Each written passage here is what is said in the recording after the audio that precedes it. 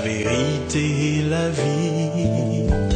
Jésus est la réponse au monde d'aujourd'hui. Il est le chemin, la vérité et la vie. Bonjour, chers frères et sœurs. Nous voulons vous saluer dans le précieux nom de Jésus, notre Seigneur et Sauveur. Nous voulons encore ce matin vous saluer et vous dire que nous sommes très heureux d'être en votre compagnie ce matin encore à notre temps de méditation. Je voudrais vous inviter à faire deux lectures avec moi. La première lecture, nous allons la faire dans Exode, le chapitre 33. Nous lisons le verset 14 et le verset 15. Et la deuxième, nous allons la faire dans Psaume, le numéro 23, le verset 4. Voici ce que la Bible nous dit. L'Éternel répondit, je marcherai moi-même avec toi et je te donnerai du repos. Moïse lui dit, si tu ne marches pas toi-même avec nous, ne nous fais point partie d'ici.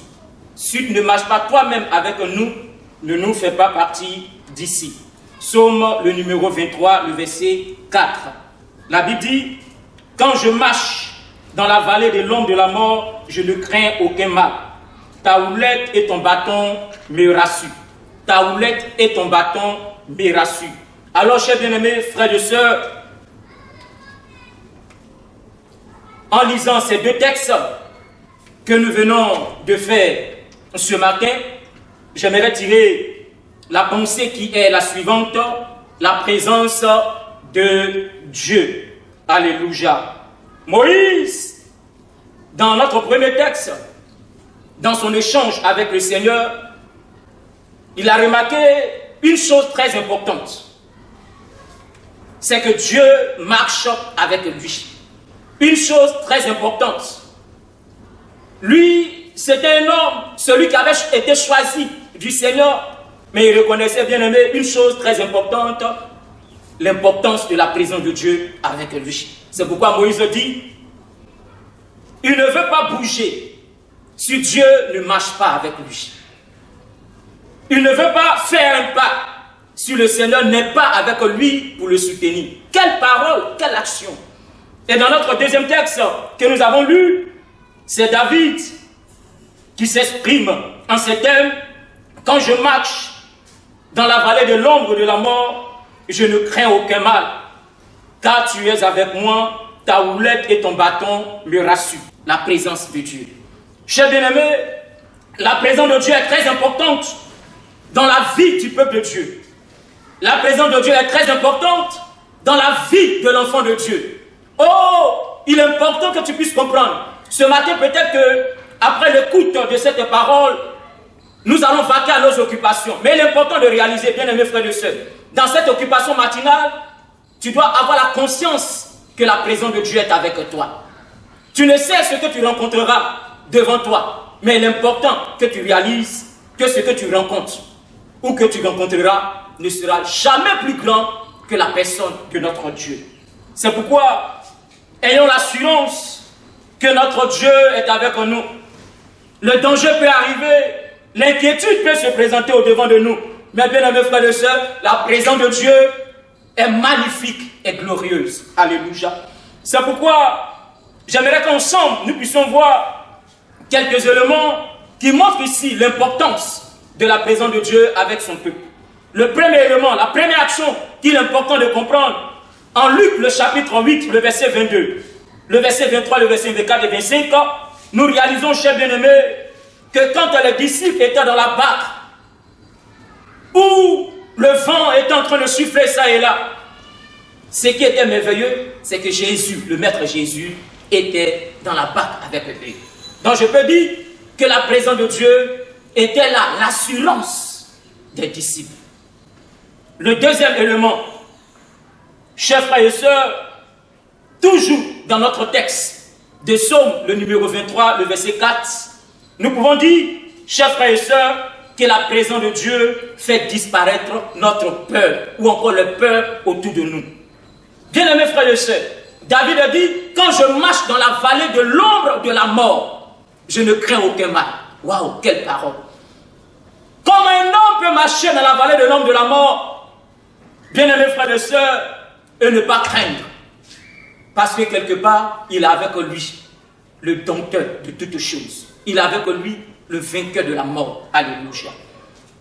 Un autre élément, chers frères et sœurs, c'est que la présence de Dieu nous donne à nous, enfants de Dieu, d'être victorieux et victorieuses sur tout ce que nous pouvons voir et rencontrer. Chers frères et sœurs, en cela, Jérémie va nous donner une très belle orientation.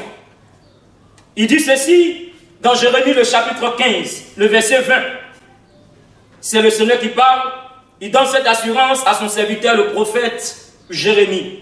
Il dit, je suis avec toi pour te sauver et te délivrer.